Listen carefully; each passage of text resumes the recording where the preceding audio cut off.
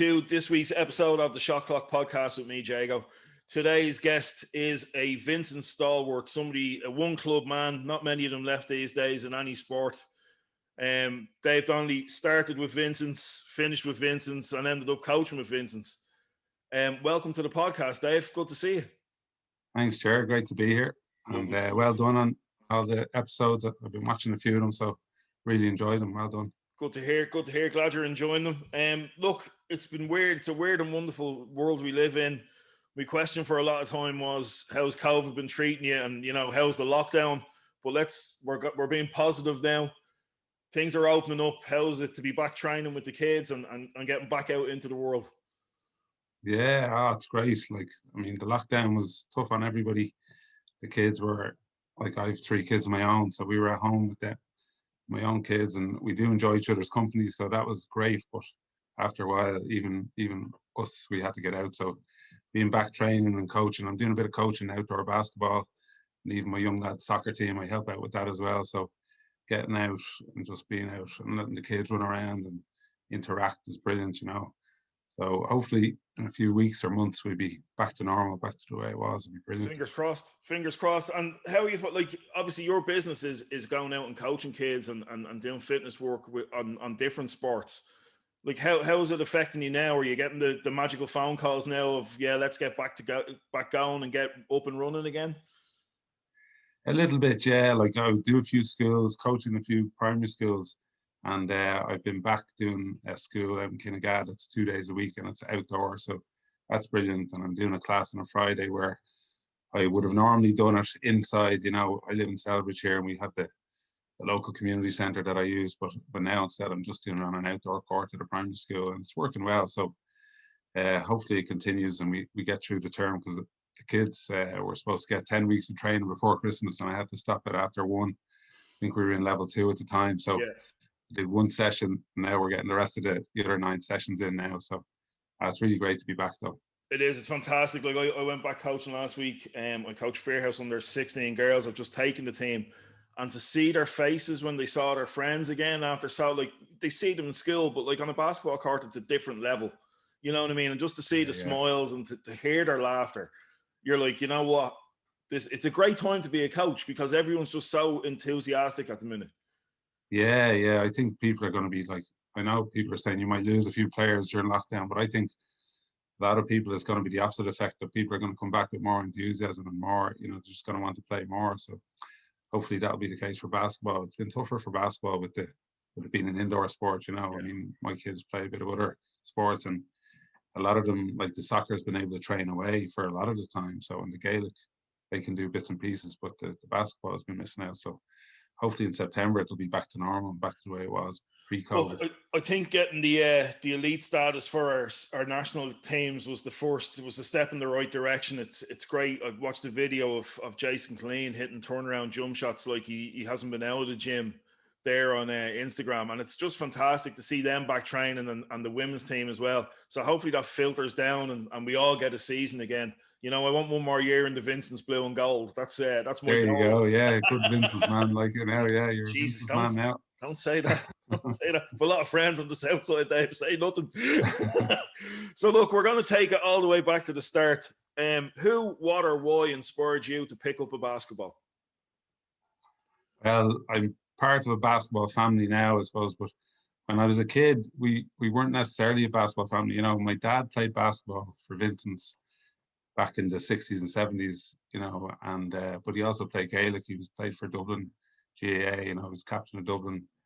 And so our first sport was Gaelic. All the brothers, we all played, well, except for James came along later. He didn't have a choice. He had to play basketball. But we played Gaelic first. I lived in Castleknock, actually, from when I was 1 to when I was 11. So we played Gaelic football on the school team, the club, the local St. Bridget's club. And then I wanted to play soccer. I was mad into the soccer, and I got my parents to take me over to Home Farm. We joined Home Farm. I was the first brother actually to join Home Farm, play soccer, and then Carl joined and Emmett joined. So 3 of us were playing soccer for Home Farm. So my dad did take us over to Vincent's games. He had a season ticket in the 80s.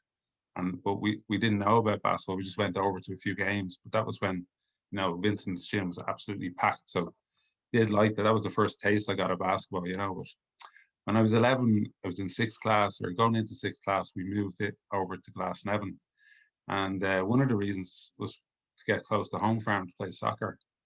And then Carl had played a bit of basketball. He went to Declan Secondary School for first year and second year, and then he had played a bit for Liam Hartigan and that. So when we moved to Glasnevin, we started going to Vincents School, and Carl took up the basketball straight away. Then my older brother, although he wouldn't like admitting it now, he's my older brother, and he took up the basketball straight away because he'd already played a bit in Declan. So he went straight away. I was in sixth class, and I was about halfway through. My birthday's in January. I remember I turned 12, and Carl was saying, "You should go and play, you know, do a bit of basketball." And I was playing the soccer and Gaelic in school and all that. So I said, "Oh, I might go. And then I think somebody rocked up into our classroom, like Joey Boylan and one of the Americans or something, for the Super League team. And he said, "There's training, you know, tomorrow after school, and you can come down." So I decided myself I'll go down. So I know it was pretty sure it was a week after my 12th birthday, it was my first training session. I went along and just joined in a session with Joey, and kind of the rest is kind of history, you know. Like once I got into the basketball, then because we were only new in the area, I didn't have many friends as such. But as soon as I joined the club, those lads became my best friends. You know, Vincent's.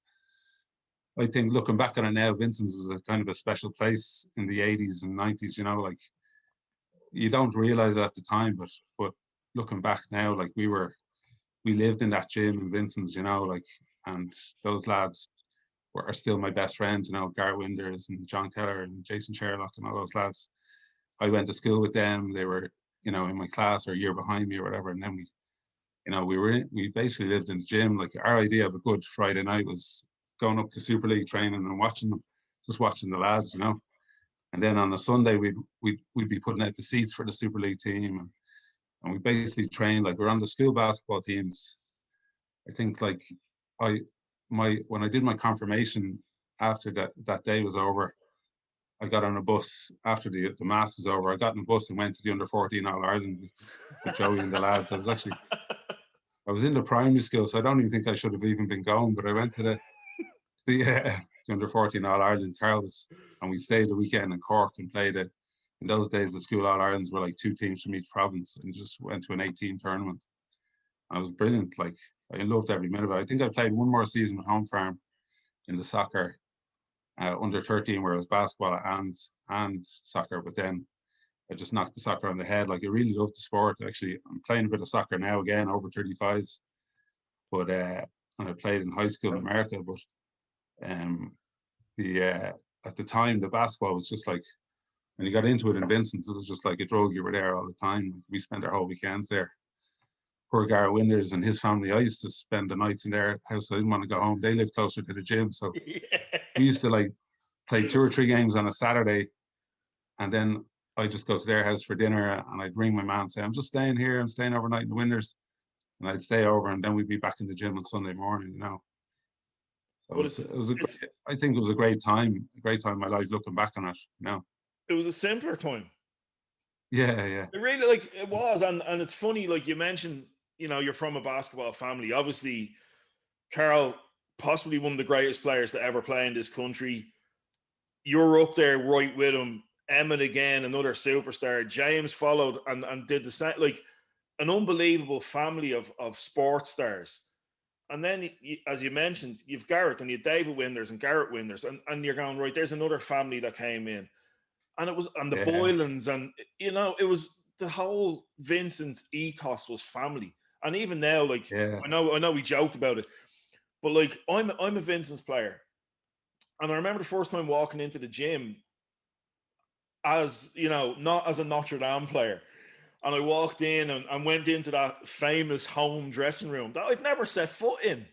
And I'm sitting looking around going, wow, I'm in the Vincent's dressing room here. Yeah. You know what I mean? But like, it's a little bit nicer now. It's a little bit nicer now, but it's still not great. It smells a little bit better as well. Yeah. But like, again, it's families again. It's like the Nearys are involved now, and, you know, they're involved with the committee and the whole lot. And like the guys that I play with are a fantastic bunch. But again, it's old school players. It's Gareth Winders pulling people together. to recreate what was there in the 80s and 90s, that drug that we all had. You know what I mean? Like friendships, as you said, friendships that you made 30 years ago are still as strong now, but they were formed in a basketball hall in dust and Yeah, sweat and tears like and it's like you say, beautiful to things have see. changed. Like we lived in that gym. Like Yeah. we used to rock up on our bikes. We used to cycle everywhere, and there'd be about 15 bikes to the side of the gym, and we just go in and play, and you'd stay for the next training session. And even if you weren't on the team, you might say, "Oh, can I join in the next session or whatever?" And I know I'm the same. My kids now, I drive them to training sessions, and then we leave as soon as it's over. You leave. But in those days, we you might go down to the 7-Eleven for like a slushy, and then come back, and then you'd be watching. If you're not playing the next game, you're watching the next game. Like, and it was some experience. Like you were there around in and around it so much. Like Well, we here's were a on the question school for you. school teams. Here's a question Go for you, on. right? So you've been involved. You're coaching. You've coached the highest level. You're back coaching kids again. I've heard some NBA players saying it, and and different people. Do you feel that this generation just don't watch enough of the game to learn about the game? Like I was the same as you. I was in the gym 24/7. When the gym opened, I was there. I was the last one out. I was on the outdoor courts. I was watching the older guys, waiting for that invite, that magical invite when there was only 9, and they looked across at the younger lads and went, right, who can mix it with us? Right, pick him. And you got that first Uh, run. But I feel now kids just don't watch enough of the game to learn the nuances, the small little things that make a difference, that progress you in your career. Would you agree, disagree? What's your opinion on that? yeah, I haven't been. I coach little kids now, so I haven't been around the kind of 16, 7-year-olds a lot lately. But even when I was playing Super League, I was coaching, say, under 16s, under 17s in Vincent, and even at that stage, the kids I found anyway in Vincent's, they just arrived up at training and got to lift home and all of that. So I'd agree with you. I don't. I'm sure there are exceptions. I'm sure there are lots of kids who are just eat and drink basketball, but for a majority of kids nowadays, I'd say a lot of them just kind of do their training session, they go home, and then they do their other things. They have so many different interests. So I'm sure there are some kids around Ireland who like treat it like we did, like it was a drug, and they play it 24/7 and they watch it. Like, but I'd say a lot of the kids don't. I'd say a lot of kids just kind of come, you play your maybe 1 or 2 hours a week or whatever, and then they play their match the weekend and that's it. But I don't think those kids are getting the same education that we got, No, for sure. no, we grew up watching, like, there's nothing better than watching the game and trying to figure out how somebody did something. You know what I mean? And going, Yeah, yeah. I'm going back to Like practice that. even when I started, it was obviously it was around the late '80s. So they were showing basketball on TV and the NBA. Like we were watching Larry Bird, Magic Johnson, Michael Jordan. And then we go to Vincent's on a Sunday afternoon and watch like Calvin Troy and uh, Kenny Perkins. These were the Americans for Vincent's. And then our coach was Joey Boyle, and he was playing Super League. Like Yeah. he built, like Joey was a young, cool coach when I started playing. He was in his 20s, late 20s, early 30s, and he was he was taking us to America to college or to camps. We went over for 2 summers. Well, I went over for 2 summers. Joey went about 5 or 6 years in a row, and he took kids to a Pocono Invitational Basketball Camp. I did 5 weeks in Poconos as a busboy. You're working, kind of doing the dishes or whatever your job was, and then you were playing basketball all day, like 9 o'clock in the morning to 9 o'clock at night. Like, so we did that stuff in the summer, and then we're coming into our season, getting ready for that. I actually took some kids then when my younger brother James, I took him and Kevin Foley and Dermot Matson, people like that, over for a few weeks of Pocono Invitational. So I did that. I was in my early 20s when I did that as well. So that was a cool thing to do. I'm hoping that when my kids are older, if they do like basketball a lot, that I might take them over to the States for camps as well. It's a great experience. Yeah, it's unreal, unbelievable. Jeez, it's great to hear. Look, so Vincent's, man, from day one till day's end. Over the That's it. years, who's been your favorite teammate and why? And like the list of people you played with, this is a really tough question for you. Yeah, You could just stay with I knew family alone. Yeah, yeah. I played with all my brothers. I played with them. Played with Carl and Emmett a little bit underage because we would play up and play down. Yeah. Played with myself and Carl and Emmett played together a little bit Super League, and then myself, when Carl finished, myself and Emmett and James played together. So I love playing with my brothers, and loads of teammates, like I was saying, underage, Jason, Sherlock, Gareth, Winders, like John Keller, John Clancy. These guys are my best friends. Like Cameron Day is one of my best friends from underage, and they were brilliant teammates, And then I have Super League. I played like Steve McGurk, Mark Keenan. I loved playing with Mark Keenan. Actually, as a point guard, he was unbelievable at finding it in terms of his passing ability. He was amazing. But actually, for the top teammate, I'm going to give it to Jermaine Turner because and he gets it not for longevity, really for one season, because we had a great season together in 2005-06, and he did play with us a bit after that, but not for a full season. It was kind of coming and going, and then obviously he went to Leicester and had great success later. But in that year, I had never won a league or a cup before that year.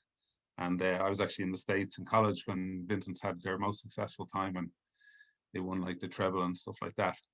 And when I came back, we got to a few cup finals. We won a few top fours, the national championship and such, but you wouldn't consider that a top prize. So in 2005-06, we had a decent team, but that stage, Carl had stopped playing, Stephen had stopped playing, Mark Keenan had stopped playing, I think John Clancy stopped playing. So it was really a core group of like Emmett, me, James, Owen Darling, a couple of other good players, Joey McGurk, a couple of solid players. I'm not going in with great expectations, but start of the season, actually, Jermaine was playing for Talca Rovers, and Talca Rovers folded after about 6 or 7 games of the season. That season, yeah. I think they were 0-7. I think that himself and Kenny McFarlane would be Americans. Yeah. And when this happened, we were like, I was helping Joey pick the Americans at this stage. I was captain and I was on the committee. So we were like, these guys are available now. Let's try and jump on them. I think Joey might have wanted Kenny McFarlane at the time, but I think Kenny went abroad for a couple of games. And I remember going up to Jermaine, was in an apartment in Finglas, and I went up with the contract for him to sign. I said, Jermaine, you got to come to us. And like he was like, yeah, I'll come. So he signed the contract. He was at training then the next night. And just his first training session, I remember like him dunking like 15 times or something in the first 10 minutes, and he's just so athletic, and it was so exciting to have a player like that on the team. And the Americans we started the season with were kind of just average guys. We brought them over from the States. They were nice guys, decent players, but not somebody you're going to win a league with, So Jermaine came in, like all this athleticism, just and great enthusiasm, like such personality. So as I was saying, I was captain, but he was like a co-captain. He was like a leader, with the team. And at that stage, I don't think he'd won anything in basketball in Ireland either at the time. Like he'd been around the league and for a few different teams, but I don't think he'd won anything. But we kind of started winning when he came on board, and at that year it was a playoff system, so we didn't have to get the best record. So we got whoever won the playoffs was the league champion. So I think we came in third or fourth in the table, but we had to beat Clarny at home, I think, to get into the top 4. And then there was the playoffs were down in Demons, and Demons were the best team record-wise, and we had to play them in the semi-final. And Jermaine was amazing, and like I've never been so confident as a player, as a team, than I was that year, because we just clicked at that time. For the last like 12, 13 games of the season, we were clicking. Jermaine was playing amazing, and then we, I think we actually picked up Kenny McFarlane, was our other American. We picked him up near the end of the season because he came back. He came back because he got injured actually, and he had a bad ankle, and he basically was on a bum ankle playing for us at the end of the season, and he couldn't even play like 40 minutes. Like I think he used to play like 20, 25, and Joey McGurk would come in and sub in for him. But we end up beating Demons in the semi-final. Then we beat Limerick, and they had a good squad. We beat them by 20 or 30 in the final. So it was just an amazing season, and Jermaine was amazing. And I'd be forever grateful that that was the league title that I won, the Super League title I won. And hopefully he's grateful as well. I think he learned to win a bit that season as well, Well, Unfortunately, he took it to Leicester and won a lot more with them. That's the unfortunate But thing. He took his winning ways to somewhere else. that's it. But I think he has an excuse because he kind of married into the club. So that's why we'll never hold it against him. No, we couldn't. We couldn't. Definitely not. Definitely. Look, an amazing player. He was such an energy guy. He really, he was an energy guy. He'd just he'd get you up, and he'd get the crowd behind you. And and I think he's around the same age as me. And we were about 30, 31 when we won that league together. And it took that while for me to mature, probably for him to mature. And then he went on into his 30s and won like 4 or 5 more leagues or cups or whatever it was with Leicester. So he did all right. Pretty decent teammate to have, all right. I'd take him. I'd take him. So over the years, who has been your toughest person to guard, and then who played you the hardest on defense? Toughest person. Well, when I came in the league, I think the toughest people, Irish players for my position, were like Gareth Maguire. Like he was tough to guard. He was constant movement. You were tough. But other people like Pat Glover playing against him and Marion and John Tehan down in Kerry. Like Brian Clarendon was another one. Cork and Kerry and Ronan Garrity. Ballina. Ballina, yeah. He was a really tough player for a while. He played Ga as well. So, but I think the toughest, I'm going to say, I had to guard Americans a lot of the time. Like Joey would put me on. If there was an American who was 6 foot to 6'5", anywhere in that range, I was going to be guarding him until Emma came back from college and he guarded the point guards. But I was guarding a lot of Americans, and I think the toughest guy would probably be Michael Bonaparte. He's actually playing for Vincent now too. But when he first came in the league, and he was young, and he was playing for Leicester, and I was playing for Vincent's, and he was so tough to guard. And I used to pride myself on my defense, and I used to think I was doing a really good job on him, and I'd be like, "This is amazing! I'm doing a great job." And then I'd look at the box score afterwards, and he'd have 30 points. You're like, "Holy crap!" So I give it to Bonaparte. And Boney's still doing it now. I can't believe, he's still going. He's playing well. Like he's a good player. So he came into the league my first year back. So what was that? 06. He came in with Leicester. Okay, so that's his first year, is it? So he must have been coming in when I was nearly finishing up. But I was only just remember some of the battles that I had trying to chase him around. Yeah. Don't know if he even remembers me guarding him as well, but I tell you, it was tough. I remember I went to watch Vincent's against Dublin Lions out in Closh de Breda 2 years ago, and he got a putback dunk off a missed free throw. And if he's doing that now, imagine what he was doing when he was in his 20s. Yeah. Unbelievable. I was like, how old is he? I was trying to figure out. I was like, how old is he now? Like, yeah. He can do everything as well. Still very athletic. Still still has it. Very smart. Yeah. Great player. So who played you the toughest on D? Who did you hate going up against? Tell you, the person I thought was the most annoying. He actually didn't guard me all the time, but it was. I'm going to say Johnny Grinnell. He was usually guarding the point guard, but he would always come over and trap you and bump you and do different things. And he would always take a charge on a fast break. It just annoyed. And I always knew, I thought I knew what he was going to do. And it would just be so annoying because, you get out on a 2-on-1 break. It's so enjoyable. You're either going to make the pass or you're going to fake the pass and take a shot. We used to practice that so much in Vincent. We'd always do our fast break drills and I'd be like, yes, this is a fast break chance. But anytime Johnny Grinnell was there in the 2-on-1, if he was the one, he'd be able to just figure out some way to not make like he's playing for the pass, and then he'd step over and take the charge. So I'd say he would have guarded me a little bit, but more so he would just be annoying, coming over and trapping you and bumping you without getting called for a foul. He wouldn't do it with his hands; he'd be bumping you with his chest and stuff like that. So he was crafty. There's the word. Perfect word for him. Crafty. Yeah, absolutely. Great player. He had some success, and he's doing pretty well coaching wise as well. It's great to see. So solid, yeah. So smart and so solid, yeah. Making that transition, it's not easy, but he's doing really well with it. So, Yeah. basketball players on our routines, on our superstitions.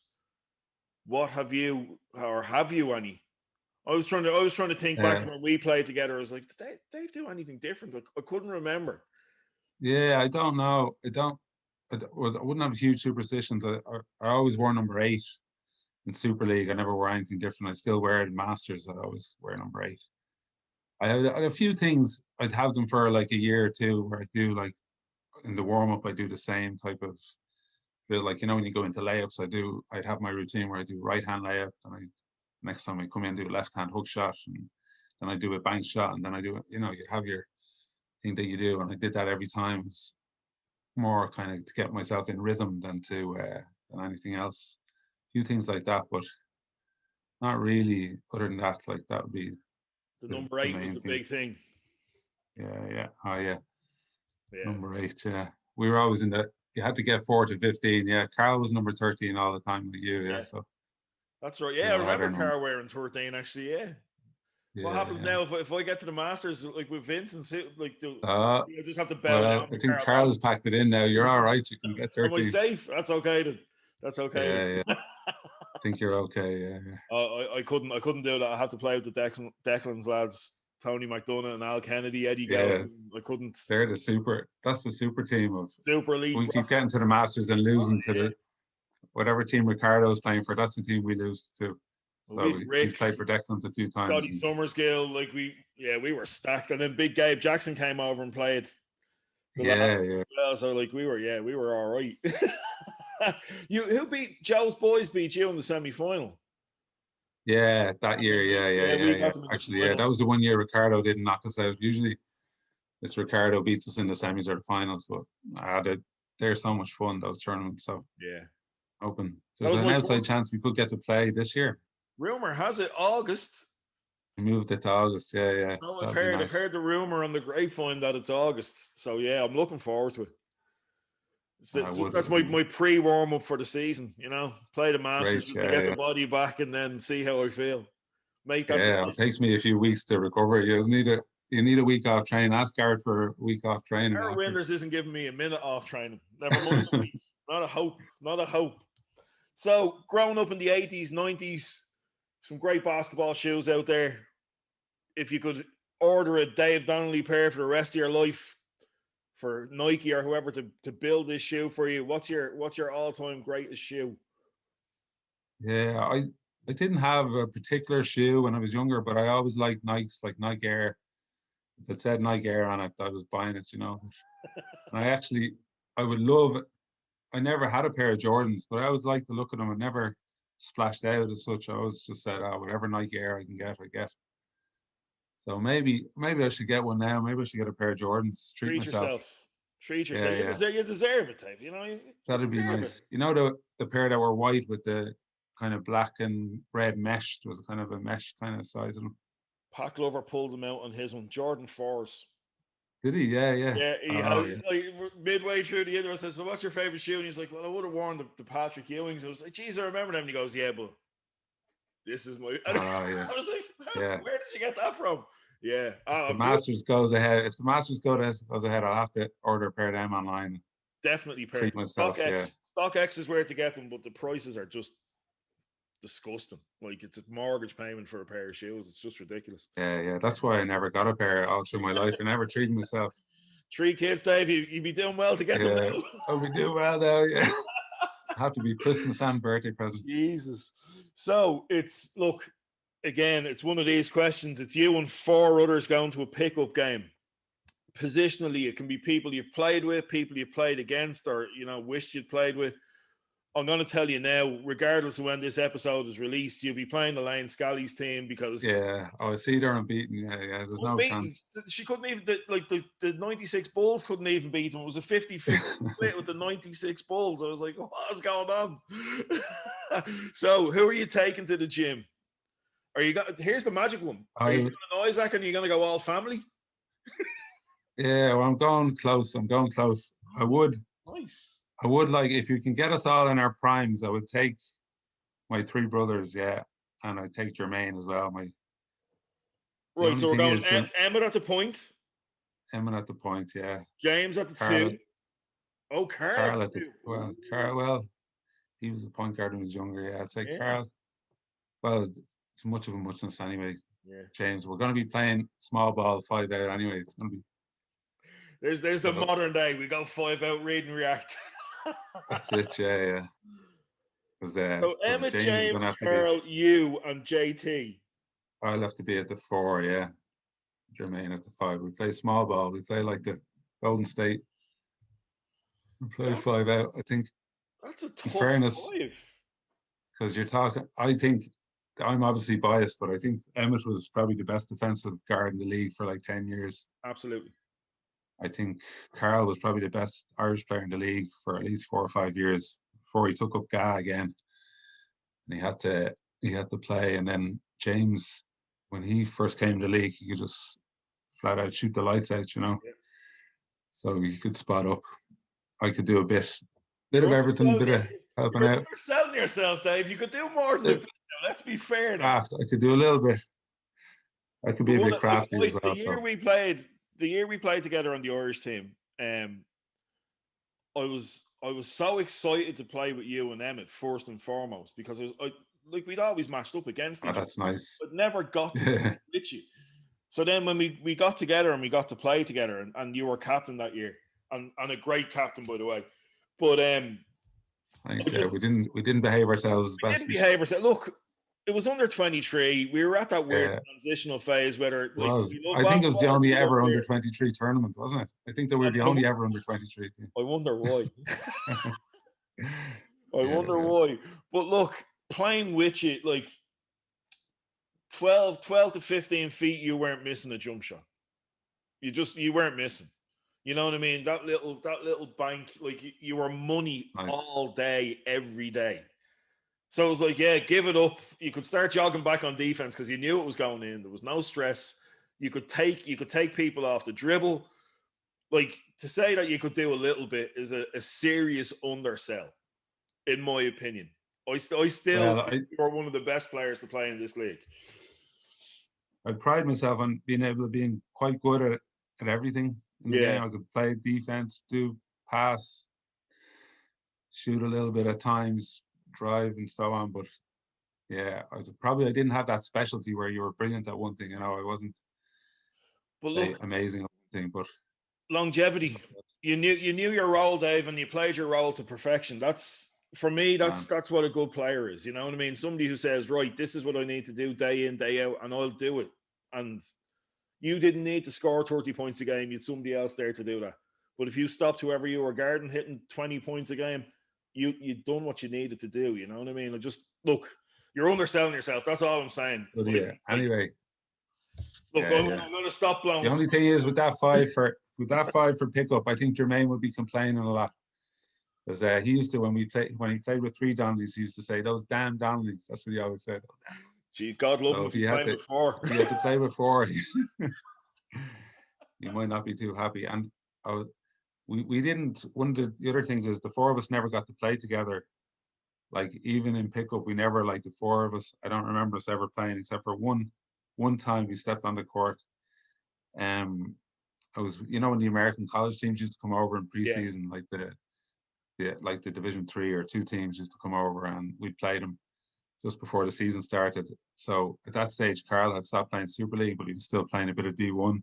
He couldn't play Super League because he had the job in Basketball Ireland. So he had to stop playing Super League, where he could have played for another few years and played with James, but just didn't work out like that. So the 4 of us, I remember, stepped onto the court against this American team, and I was looking around going, oh, the 4 of us are together. This is finally happening.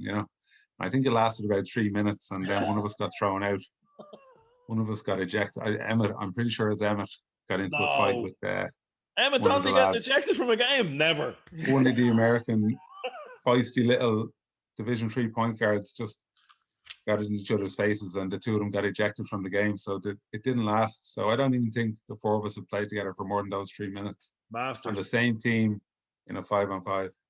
Masters ball. That's where you have to do it. One more year. Yeah, I don't know. Carl's packed in the Masters, and James isn't old enough yet, so it's Get it may the never older number happen. back. It never happened. Yeah, yeah. So we're going to shift gear a little bit. Top 5 musical artists of all time. What does Dave Donnelly listen to chill out? That's a funny one because I'm not a muso at all. Like I wouldn't growing up, I didn't listen to like a lot of CDs or tapes or go to concerts or anything. So the music I heard was mostly from movies or you're going out dancing in your 20s, like so. But now, actually, since the lockdown, I actually am on Spotify. I've discovered Spotify, so I think we were the last family using CDs and stuff like that. So um, I am on Spotify now, and I started listening to like, and basically the other thing is I never was into like hardcore rap or hardcore rock or anything. So it's more just pop music. And I'm old enough now where I can admit that and not give a shit, or not care, Perfect. So you just say my musical the people I listen to now on Spotify is Ed Sheeran. That's my favorite. I think he's a genius. Just every song is a hit, so Yeah. easy listening. And then George Ezra, be another one. 2 for 2. And Maroon 5. That's I think they're cool. Like a lot of their songs, I find myself listening to again and again. So, and one person I listened to when I was younger is Billy Joel. So he'd be number 4. That's actually one concert I've been to in Crow Park. I went to see him, and he the fifth person I'm going to give to Beyonce. That's like from going dancing in your 20s, just listen to Beyonce and Destiny's Child and all that. And after a game on a Sunday down in McGowan's, dancing to the latest Beyonce tune. That's a good shout. Yeah, we give you that 5 there. There's a solid 5. So warming up, 3 songs to warm up to. Can you remember back from all your playing days? What were the 3 songs that used to get you fired up? Yeah, I'd have to go for some classics, I think. Well, first I go for I Got a Feeling, Black Eyed Peas. That's kind of more recent. Yeah. But that's kind of another dancey tune to get you going. And I go for then songs from movies. So from Rocky, Eye of the Tiger. A few other people. Everybody has said "Eye of the Tiger." It's just such an iconic song. You can't. That's our era, isn't it? That's our absolutely. And then from Top Gun, Danger Zone. Highway to the Danger Zone. That was one of our favorite movies. Was Top Gun growing up, and I'll even remember going to parties with Vincent's lads, and you just have in one room Top Gun playing over and over again, and that song coming on over and over again. Another song, another room would be playing music or whatever, but you just have Top Gun playing in the background. So I'm delighted to hear that Tom Cruise is making another one. Isn't the new one now? It was supposed to be out last summer, but they postponed it till this summer or something. Yeah, it looks. I've seen the trailer. It looks watchable. Yeah. Probably even the original probably is crap now if you went back and looked at it. But I know I've watched it. I watched it during lockdown. I had a nostalgia week where I went, Ferris Bueller's Day Off, Top Gun. I went through all. Oh yeah, classic. And they still work. It's still classic movies. I've been rediscovering Star Wars with my kids during lockdown actually because they never watched it. So we've watched the first 6 now. I have to watch the last 3 with them now. So wow, that's some serious TV watching. Yeah. My initial thing was I'm going to watch all the Marvel movies during lockdown. Oh, so I like Marvel. I think I've 2 or 3 left. But like that, it's got to the stage now where I was like, oh, where did I leave off? I can't even remember because that was March or April. It was like there's like 20 Marvel movies anyway. Yeah, it's hard and more to come. Like it's just it's amazing. It's fantastic. So 16-year-old Dave Donnelly, you have him in front of you right now. What advice would you give him, knowing everything that you've learned over the years? What advice would you give 16-year-old you? Probably like to have a good long sit down with the 16-year-old self and have a few words. But I'd say the main thing I'd say is probably like do things with confidence, like if you're playing basketball, play with confidence. I still a bit suffer from nerves and it probably my 16-year-old self might not believe it because at that stage I hadn't really been nervous as such. But because you're so busy playing when you're that age, I played 4 or 5 teams for Vincent's. I never had a chance to be nervous. We're in finals every other week. We had a lot of success, thankfully. But then as you get older, it gets tougher, and you're going to different teams, and I played like my first game for under 17 Irish team. I played away in England. We played it in Birmingham in front of it was a huge crowd because before their National Cup final, it was like a 10,000 seater stadium or something. And I got nervous, and I remember shooting 2 air balls and scoring 2 points, and it was like one of the worst. It was my 17th birthday. It's one of the worst experiences in basketball I had. Just the nerves got to me. And then, like, luckily I was able to get over that, and we went to the 4 countries later, and I managed to play really well and be top scorer and all that. But it's something I had to get over. I had to conquer. Like, again in college in America, I was very nervous my first couple of seasons. Like, just any chances I got to play in the varsity team, I was like, oh, tensed up and didn't show my best. And again, it took me probably till my last 2 years in college to even play anywhere near my best. I don't think my college team in the States saw my best basketball at all, like what I was capable of. And when I came back to Super League, I still was a bit low on confidence, and it took me a couple of years to get into my stride. I definitely had my best seasons when I was in my, late 20s, early 30s.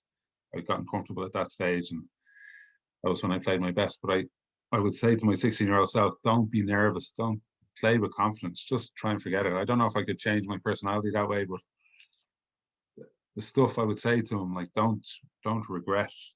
I would never regret, say, games I lost where I played hard and you did your best. Like, that's what, for most of my Super League career, we didn't win cups or anything, but I got to cup finals and we lost to Notre Dame by 2 points. Like, that team was stacked. Like, it was 5 Americans, I think, Jenkins and Lenny was there. Was Randall there? Lenny. They were the Bosman players, like 3 Bosmans. Were you there in that? Eric Blair, yeah, were you on that team? No, I think Eric Blair hit the buzzer beater. I quit at that stage. Yeah, Eric Blair was one he hit the buzzer beater to beat us by 2 points.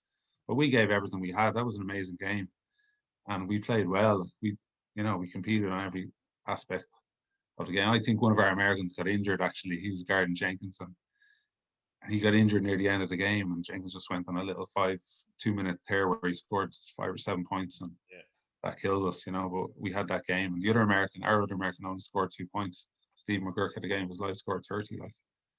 But it was a great game, and I would never regret a game like that. It's just that I'd say to my young self, if you're going to play, you're going to do things in your life, do it with confidence. Just, life is too short. Don't be nervous. Just play. Just go everything full tilt. Don't give a crap. And the only things I would regret is like going onto the court and being a bit nervous or being a bit tentative, being, oh, what am I supposed to do here? Like that kind of way. So I'd say that would be the biggest thing. I'd say, in terms of just be confident, just go out there. And if you don't think you're confident, fake it till you make it. That's, just keep act like you're confident, act like you're confident, and you will be, you just play it. So that's stuff I had to do. I had to get over through my career. So I found ways to do that myself, but even go out and get help. My college coach in the States asked me to go and talk to a psychologist, and I was like, I don't want to do that, but if I had a chance to do it, I'd go back. And I'd go and talk to the person straight away, and that could have helped me at the time. Maybe I would have got over it quicker instead of having to wait so much longer, I'd probably have a bit of practical advice as well, and say, in terms of, I started lifting weights in America, and I lifted the wrong way. I used to get programs and just do it myself and I'd pick this bit and do this bit. And, in those days it was all about biceps and chest, like pecs, and I just used to bench and do curls. And only later did I realize, like, I was in my mid to late 20s, and somebody analyzed me and said, your knees are like, you're injured, like you had a serious knee injury. And I never had a serious knee injury, but I was never doing squats and I was never working on my core. So only kind of my late 20s did I start doing a bit of that, like work on your core, just doing lunges and squats, even if it's no weight. I didn't have to be lifting huge bench weights, So I think I remember in my early 20s having trouble with my lower back. I was thinking at the time, I'm just getting older. I'm in my 20s now. Back pain must be part of life when you're in your, remember now I'm in my 40s. I have no back pain, so if you look after yourself better, if I'd have known, like, to just really work on your core strength and your squats, do squats, get your leg strength up. Because I thought my logic was, sure, I'm running around playing basketball and all the time. I don't need to do leg weights, you know, but just a little bit of squatting to keep those legs strong, you know, would have made all the difference. Solid So that'd be advice. my practical advice. And Look, then if you're in better physical shape, that helps the mental side as well. That would that's have it. probably It's helped me all a because knock on. It is all a yeah, knock yeah, on. Yeah. Yeah, absolutely. Because you're walking out onto that court feeling good. So if you feel yeah, good and you're walking on, whatever noise is going on around you, you're not even paying attention to, because you know deep down you're ready. big time. Yeah, yeah. You're ready to go. You Like know. when I was in underage in Vincent's, I felt like I was on top. Like we trained so hard in Vincent's underage, so I felt like we were working harder than anybody else, you know. And like I was felt like I was in such good shape. I was so fit, you know. But then Super League, especially early days, I was kind of. I came back from America. I was kind of after I graduated from college. I went on a bit of a tear, you know, a few drinks and a few barbecues and stuff like. And I'd say it took me a year or two to kind of get in Super League to shed that little bit of weight and just kind of get into serious shape, you know. So that is the mental side and the physical side. That's the reason why I was much better in my towards the end of my career than at the start, you know. Great advice. Fantastic advice for anybody, young or old. You know what I mean? Especially just Yeah, believe yeah. in yourself, have that confidence. So, second last question: dead or alive, 5 dinner guests, friends, family, or famous. Who are we inviting over to dinner? Yeah, that's a tough one too. Like I obviously love to have dinner with my family and all as well, my extended family, because we haven't been able to do it Yeah, absolutely. during lockdown and like friends who are away.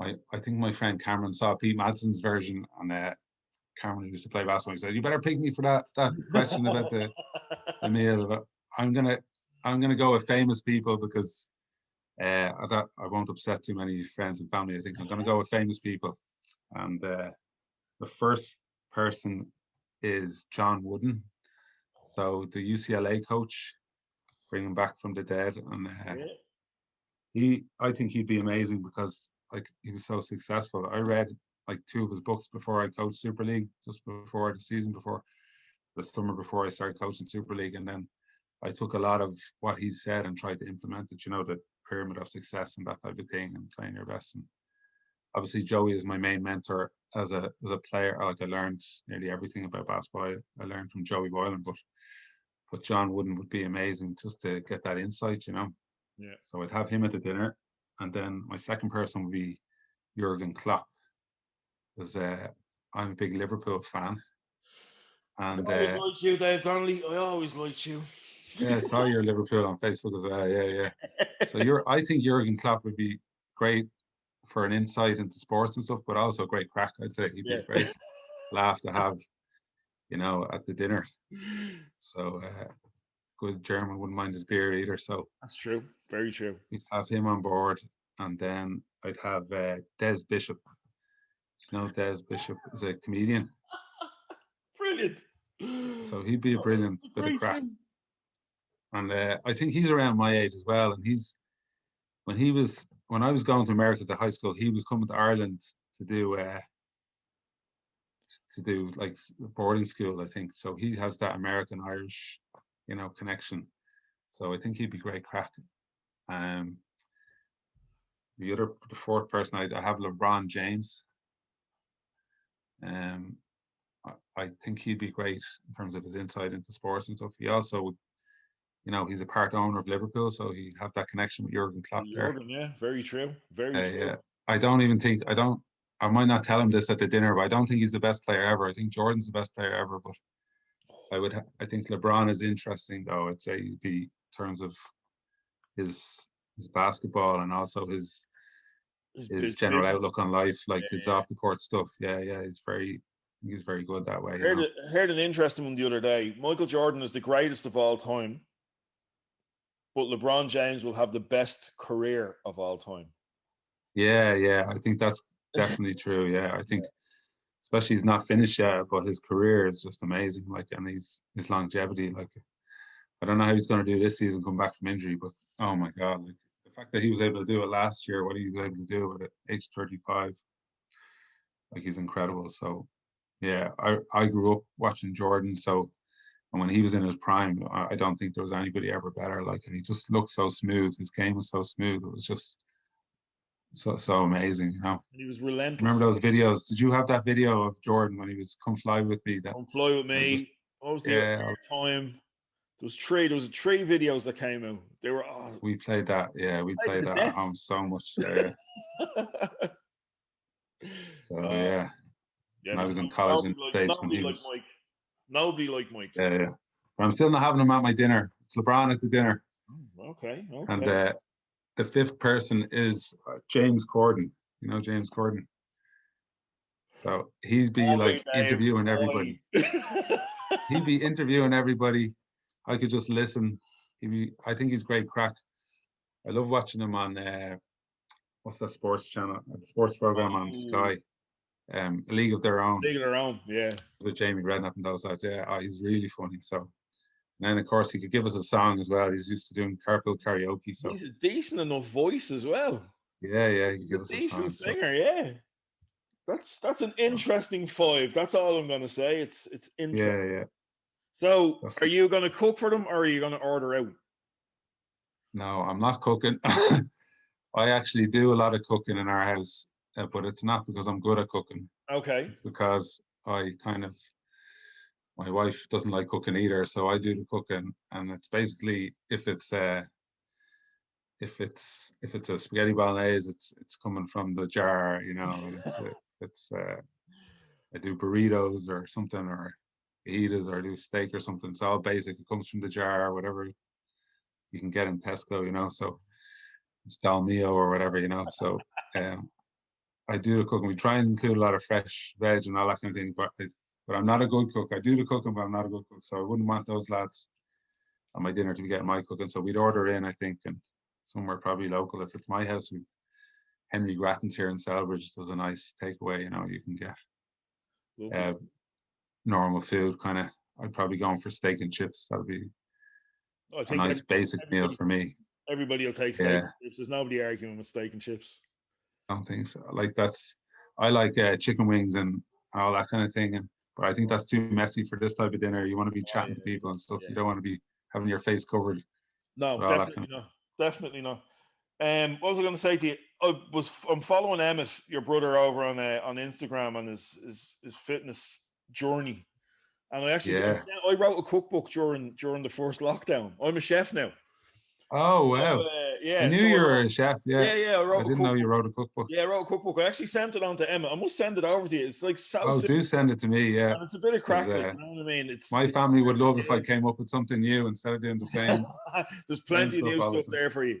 I'll send it. I'll knock it over to you because I sent it to Emmett and said, look, have a look at that. I don't know whether you'll use it or not, but look, I'll send it Do over. But please. it'll be Yeah, good. yeah. His tastes are a bit strange now. Emmett doesn't like. It's very, very healthy. Emmett has to be very, very healthy. So Yeah, I'm liking the new Emmett though. I'm liking this, head yeah. down, driven. Like Good man. it's interesting. No, he's fair play to him. Yeah, no, he's always been that kind of character. He's been so determined. Like even Yeah, and he when he married a made good the Irish Kilnamana team, he girl as trained so well. hard. Sorry. He married a good Kilnamana girl as well. That's always Oh yeah, he important, did. Yeah, yeah, absolutely. We take over the world. So last question, Dave. Look, before we wrap it up, I just want to say thanks for giving up your time. Been great having you on. Been great talking to you again after all these years. Hopefully you'll get to see me playing in a Vincents jersey one day. Oh, I can't wait. Can't wait. Yeah. Might freak you out a little bit. It still freaks me out, especially when we go into that huddle You and were it's the on three mortal Vincents. enemy when we were younger. The mortal enemy, yeah, Notre Dame. They were our rivals. Like, Yeah, we played years. them in like every final every year. It was Vincent's Notre It's Dame. Notre Dame. Vincent's Yeah, that Notre was it. Dame. Yeah. Look at me now. Look at you. Yeah. Fair play to you. Look, that's what I do now with Garrett Winders. That's all I'm saying. Garrett Winders is to blame, and thanks as well because look, I'm delighted I'm actually back playing, so I can't really argue with him. But look, thanks a million, Yeah. Dave. I wish No, you thanks for really having me. well with your fitness programs with the schools and getting back out into the world, and hopefully more business will come your way and you'll be flat out busy. That's what I want from Yeah, everybody that I yeah. know. You know what I mean? We're hoping going to do a few camps over the summer and stuff. I'm actually going to start doing a bit of work. There's a new club out here called North Kildare Basketball Club. Yes. and my kids might start playing with them. So that could be my next club that I'm involved in. So Brilliant. we're doing a few camps with North Kildare over the summer. Hopefully we'll have 3 or 4 weeks Send me over the details, outdoor and I'll throw camps. it up on the podcast Instagram page. And any Thank help you. I can Yeah, give you, yeah. I definitely will do. Just waiting on venues and stuff, but it's exciting. I like being out involved with a new club. It's going to be interesting. And Yeah. I'll always keep the connection with Vincent's, of course, and my lads if they want to switch to Vincent's later on in their career, maybe they can They do have that. to. But There has to be something in the contract there that they get to go. We'll keep an eye on that. Yeah, absolutely. But it's great to be involved in a new club out here. Yeah. Yeah, it's exciting times. All right. So, last question: who would you like to see on the podcast? Oh yeah, I know a few people have already said Joey Boylan, but definitely recommend him. Like, he'd have some stories. I would He love knows. Joey. Nobody knows Irish basketball better, I don't think. Like, he played obviously through the 80s and then coached 90s, 2000. I think he set a record for playing in every 3 or 4 decades or something, because he used to register himself when he was coaching. He registered himself as a player, and he got on. Not sure when the last. I think he might have subbed himself on in 2010. So he played in like 4 different decades or something like that. Amazing. So he would have some stories. I'd say somebody, maybe Kelvin Troy. Could you get Kelvin on? I have reached out to KT. He would have some. He was some man. He lived not too far from Vincent's when I was growing up, so he used to always be around. You'd see him like walking around, I think he ran a B&B or something near us, and he used to stop us because he knew, like, obviously we were basketball players, and he'd stop us and he was like, "Hey man, how's it going?" And always, he's so friendly and always had time for you. Always want to talk to you. Yeah, just such a personality, like, so amazing. Yeah, such a great player, like, great player. I'll always just remember the Rolo rims in Vincent's when we were growing up. Yeah. The Calvin I remember. camp He was one of the first ones to ever run a camp in Ireland. Yeah, that was in Vincent's. Yeah, Easter camps. Easter camps. Yeah, that's right. Yeah. Unbelievable. KT would be a good. Anybody else? I was thinking, probably people have said probably Liam McHale, have they? I'd say he'd be good. Liam, I'd love to get Liam. I got to play against him a couple of times. Your two brothers. Emmett. Yeah. They're two on my hit list. Yeah. I'd say they might have a different slant on things from me. Yeah. So. Yeah, and Carl played like a lot earlier than we did. He played in the 80s. He played his first season when he was 17. So he played with Calvin. I think he played a year with Calvin. He played with Laverne Evans and those guys, and and then he obviously played then up into the 90s as well. But because he started so young, and I didn't start until I came back from college. I started when I was 22, so I nearly played in a different year than Carl. We played together for like 4 or 5 years, but Carl had to stop when he was 25. Oh no, he played Gaelic when he was 25. He took up the GA again and got in the Dublin panel and all that. So he was still playing a bit for a few years, and then I think he was 28, 29. He had to stop because he got the job in Basketball Ireland. So his career was quite a bit short, but he played from when he was so young that he played in that era. So that's a different, totally different slant on it. Yeah. Interesting to get his take on things. And look, he has, I'm sure, 101 Joey Boylan stories as well. Oh yeah. Look, Dave, thanks a million. We can tell you off camera. Oh yeah, that's one. That's the over 18s version. That's a different one. Yeah. We're going to do that live from McGowan's when everything opens back up. Yeah, that sounds good. Shot Clock podcast on tour, McGowan's, Phibsborough. That's a definite night out. Yeah. Now you're a Vincent's man. That's your spot, yeah. That's my spot now, allegedly, yeah. So I've been told. Yeah. Look, Dave, thanks a million for your time. Stay in touch. Thanks for having me. Really enjoyable. No problem. Keep up the good work. I'll do my best. That's all we can do. Take it easy. Cheers, Dave. Hey, everybody. That was the Dave Donnelly episode. Head over to Instagram. So it's Team Donnelly versus Team Scally for a change. We can also head on over to our Spotify warm-up list where you'll get Dave's songs.